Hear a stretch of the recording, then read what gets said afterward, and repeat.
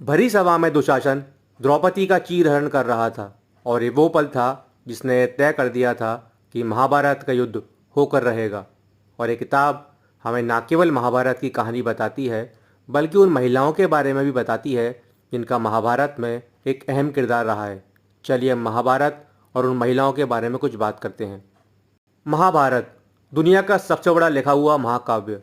और महाभारत केवल पांडवों और कौरवों के बारे में नहीं है, ये उन महिलाओं के बारे में भी है जिनके बिना महाभारत की कल्पना करना भी बेमानी सा लगता है।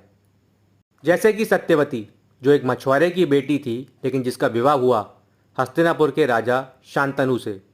और सत्यवती वो महिला थी जिसकी वजह से हस्तिनापुर के युवराज और शांतनु के बेटे गंगापुत्र देवव्रत को प्रतिज्ञा लेनी पड़ी जीवन भर अविवाहित रहने की। और इसी प्रतिज्ञा की वजह से उनको जाना गया भीष्म के नाम से। अब हम जानते हैं काशी की उन दो राजकुमारियों के बारे में जिनका विवाह हुआ था सत्यवती और शांतनु के पुत्र विचित्रवीर से। और ये दोनों राजकुमारियां थीं अंबिका और अंबालिका।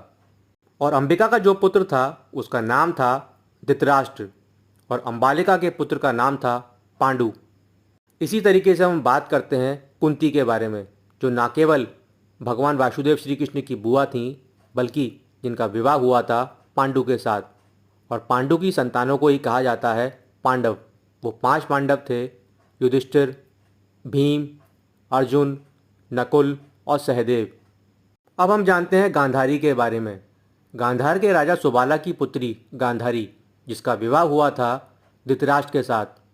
और धृतराष्ट्र और गांधारी की संतानों को ही कहा जाता है कौरव, जैसे कि दुर्योधन, दुशासन। अब हम आते हैं उस महिला के ऊपर जिसके बदले की आग ने पूरे कौरव वंश का सर्वनाश करके रख दिया और जिसका जन्म हुआ एक हवन कुंड की पवित्र अग्नि से, जिसे जाना गया पांचाली, यज्ञसेनी और द्रौपदी के नाम से।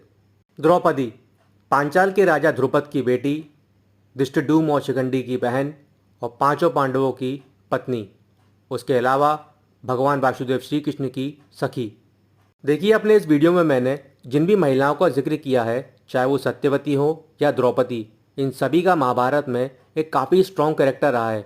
आपके पास जब भी समय मिले आप महाभारत पढ़िए। इसके अलावा मैंने अपने इस चैनल पर सत्यवती और कुंती, इन दोनों के ऊपर एक एक सेपरेट बुक लिखी गई है, उसके ऊपर भी मैंने वीडियोस बनाए हैं। आप चाहें तो वो भी देख सकते हैं। मैं आशा करता हूँ इस वीडियो से आपको कुछ नया सीखने को मिला होगा। वीडियो अगर आपको अच्छा लगा हो तो इसको आप लाइक कर सकते हैं, शेयर कर सकते हैं, कमेंट कर सकते हैं और मेरे इस चैनल को सब्सक्राइब भी कर सकते हैं। वीडियो देखने के लिए आप सभी लोगों का थैंक यू।